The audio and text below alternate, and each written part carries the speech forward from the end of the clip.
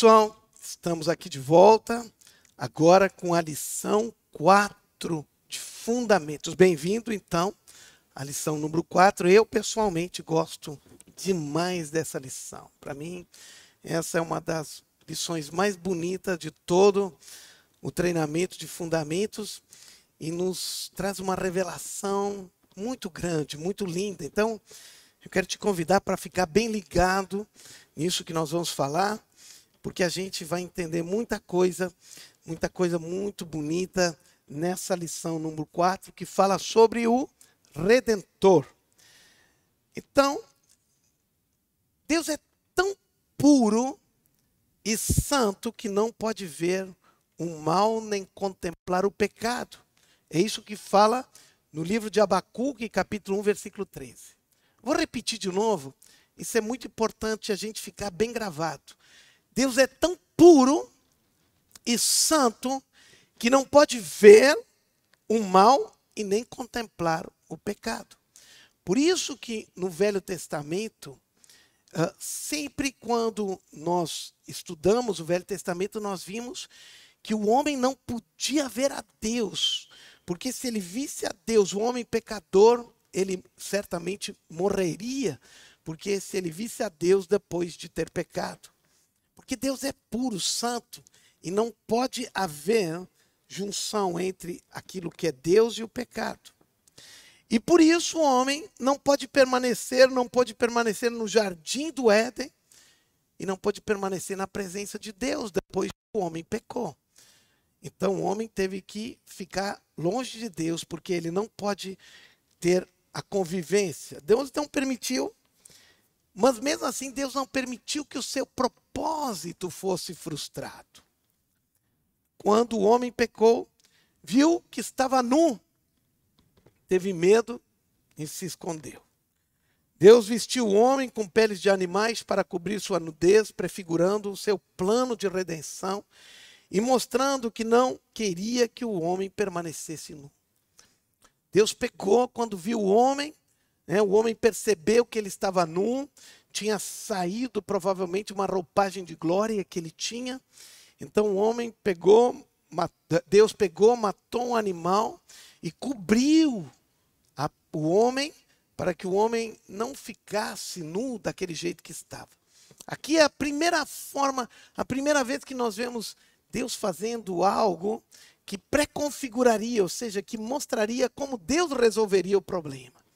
Ou seja, o homem fez com que de um animal derramasse o sangue, e provavelmente esse animal, dessa roupagem que tinha feito, era um carneiro ou um cordeiro. Um cordeiro é um carneiro pequeno, é uma ovelha pequena. Então, um carneiro, que eu, como sou curtidor de couro, sei que é dentro dos animais praticamente o melhor couro que existe para fazer vestimenta. Então, Deus pegou o melhor couro de um cordeiro, e esse cordeiro, agora, a pele desse cordeiro fez a vestimenta do homem. E mostrava justamente, resolveu o problema de nudez, de vergonha, que o homem tinha, agora que estava vivendo agora, através da morte de um carneiro e da pele desse cordeiro. Depois Jesus foi considerado exatamente esse cordeiro que tira o pecado do mundo. Então o propósito de Deus continua o mesmo. Porque esse propósito de Deus é um propósito eterno, não é um propósito passageiro. Deus continua querendo ter uma família de muitos filhos semelhantes a Jesus, e isso para a sua glória.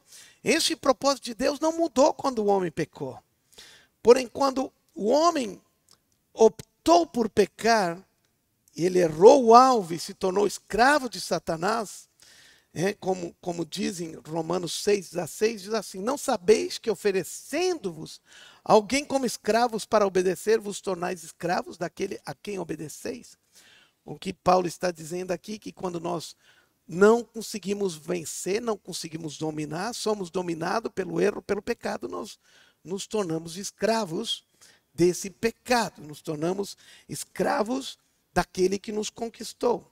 Então, quando nós falamos que erramos o alvo, ou pecamos, essa palavra pecar no hebraico significa errar o alvo. Por isso, Deus tinha um alvo, Deus tinha um propósito, mas o homem, quando pecou, errou esse alvo, errou esse propósito.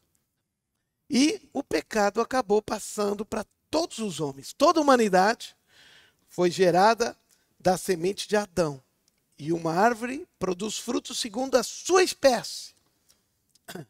A semente de Adão estava corrompida. E todo fruto que dele surgisse, automaticamente estaria corrompido também.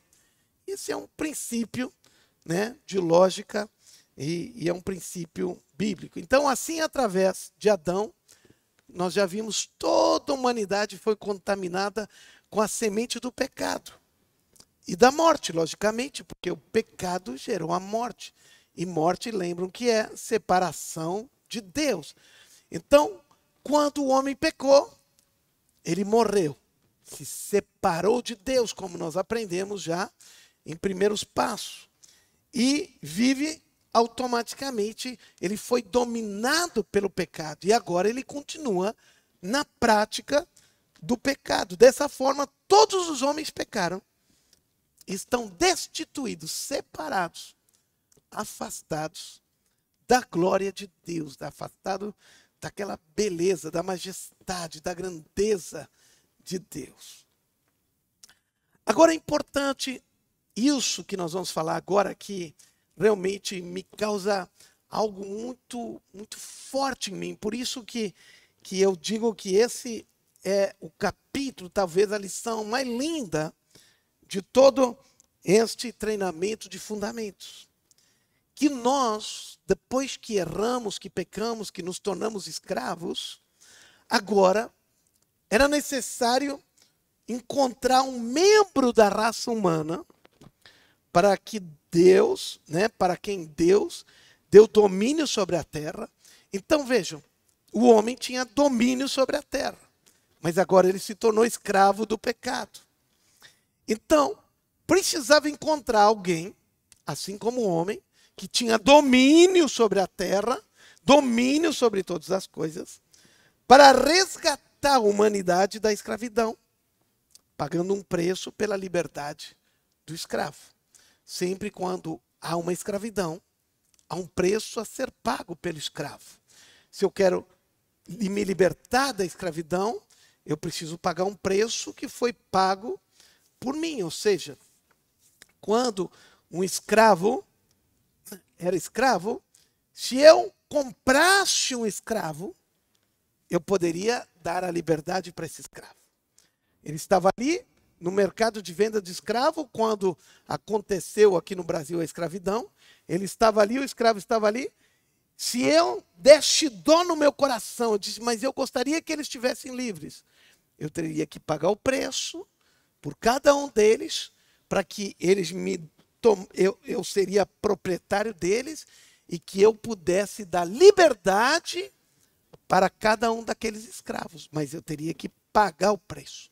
Agora o homem era escravo do pecado. E alguém que era livre, que não estava dominado pelo pecado e tinha domínio sobre todas as coisas, precisava pagar esse preço. Então, para resgatar a humanidade da escravidão, pagando pela liberdade do escravo. Um escravo não pode comprar outro escravo.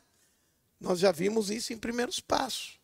Precisaria ser alguém livre do pecado, não podia ser mais um outro escravo. Ou seja, não tinha nenhum homem que era capaz de fazer isso, porque ele também era escravo. E o escravo não tem como, não tem recurso, não tem capacidade de comprar um outro escravo. Precisa ser alguém livre para poder comprar, para ter liberdade, que tivesse domínio, tivesse força.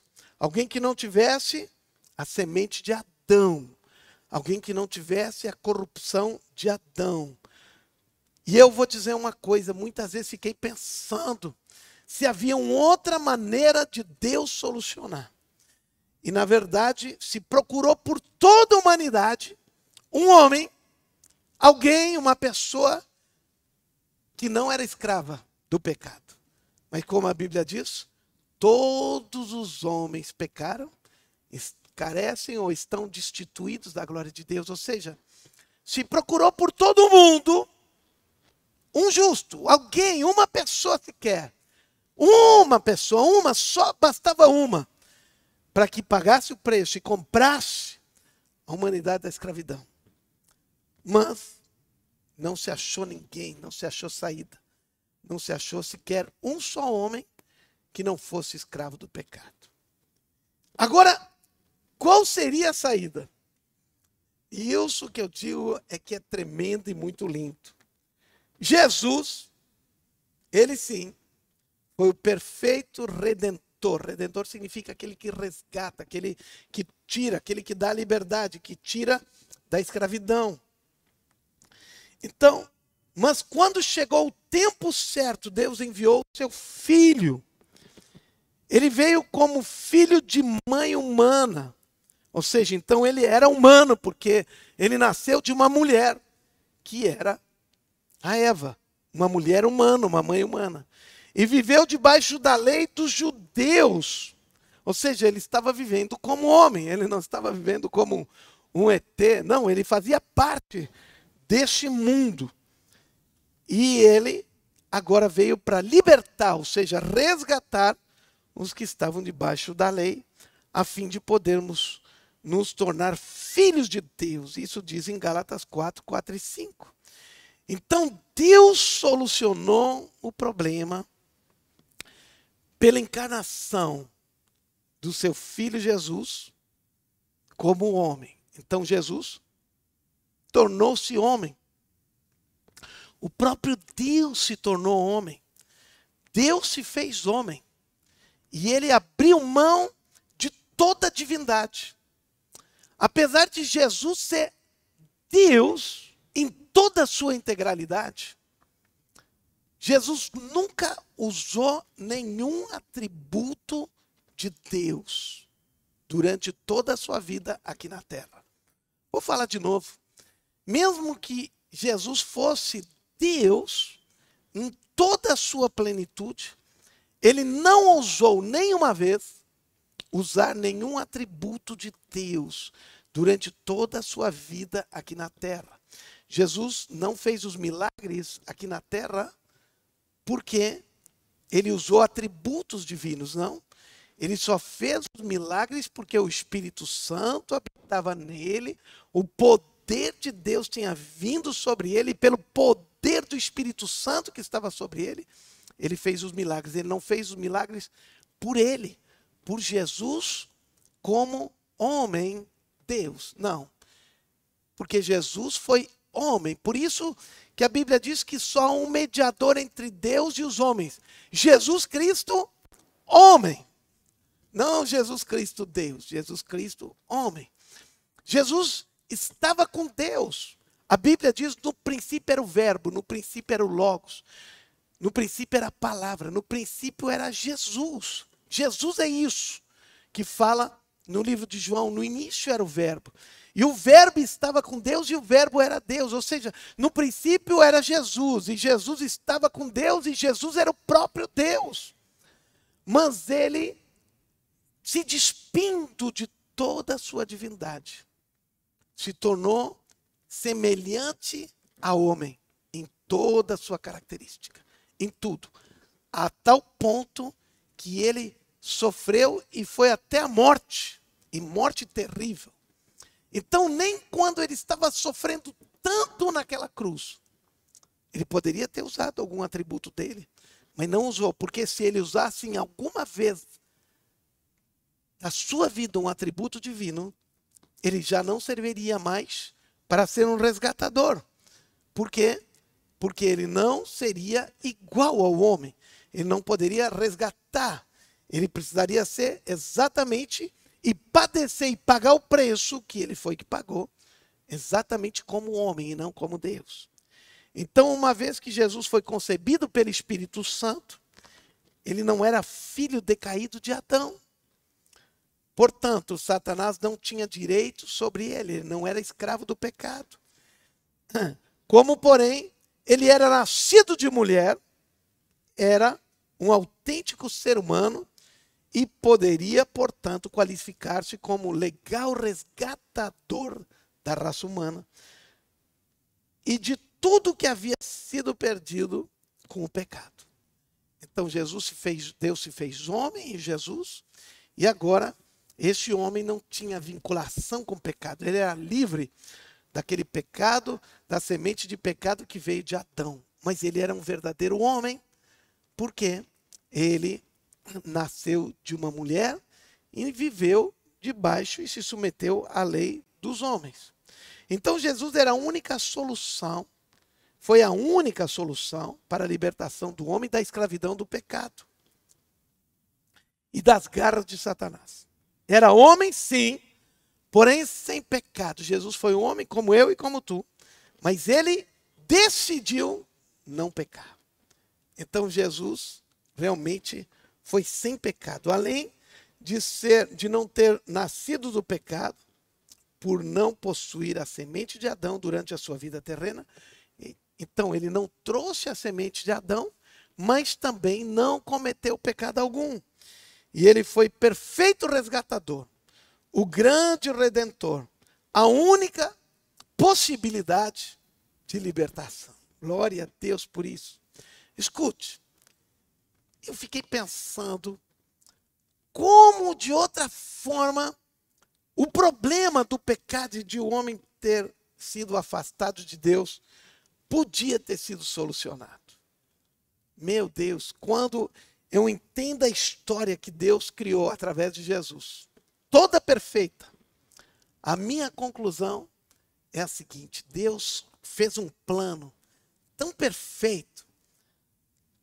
Jesus precisava nascer de uma mulher para ser um ser humano, mas também ele não poderia ter pecado, então ele não poderia ter sido concebido pelo seu pai natural, porque senão ele carregaria a semente, o pecado de Adão. Então, por isso ele foi concebido pelo Espírito Santo, que não tinha pecado e que não carregava a semente do pecado.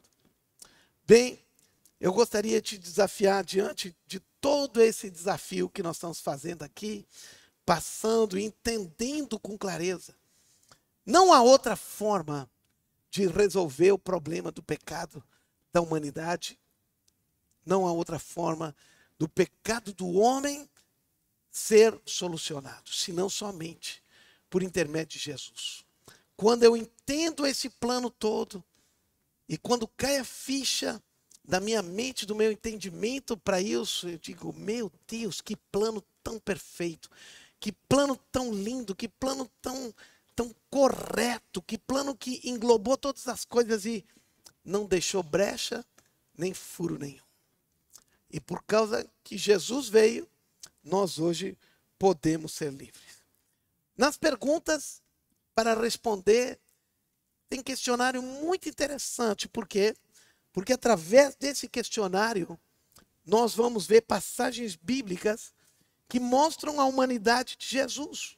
Por exemplo, quando Jesus jejuou no deserto, e quando ele jejuou, ele teve fome. Um Deus não sente fome, mas um ser humano sente fome. Depois de uma longa viagem, Jesus estava cansado. E ele descansou depois de um árduo trabalho, dia de trabalho. Na morte de um amigo que foi Lázaro, Jesus chorou. Ou seja, ele era um homem, tinha sentimento, tinha emoções. Agora, Jesus, ao mesmo tempo, ele é chamado de Deus. Por exemplo, em Hebreus 1:8, quando Deus fala de seu Filho Jesus Cristo, aqui ele chama exatamente de Jesus e se refere, o próprio Deus se refere a Jesus como sendo um verdadeiro Deus. Jesus nos ensina que ele deve receber também a mesma honra que o próprio Deus. Como Jesus permitiu que Tomé se dirigisse a ele, ou seja, como Tomé falou para Jesus e Tomé não repreendeu, Jesus não repreendeu a Tomé. Tomé disse, Senhor meu e Deus meu. Tomé reconheceu que Jesus não era apenas um homem, era um Deus, e Jesus não falou nada contra isso. Em suma, é muito importante a gente entender que Jesus era sim verdadeiro homem, mas ele não tinha a semente do pecado. Por isso ele foi gerado pelo Espírito Santo, e sendo gerado pelo Espírito Santo, ele não tinha pecado, e por isso podia resgatar o homem do seu erro e do seu pecado. Procura os versículos lá, leia os versículos, complete direitinho, né, as perguntas, as questões, para que tu entenda bem claro isso. Essas questões são muito, muito pertinentes aqui. E agora, nós terminando a lição 4, podemos ir para a lição 5. Então, até a lição número 5.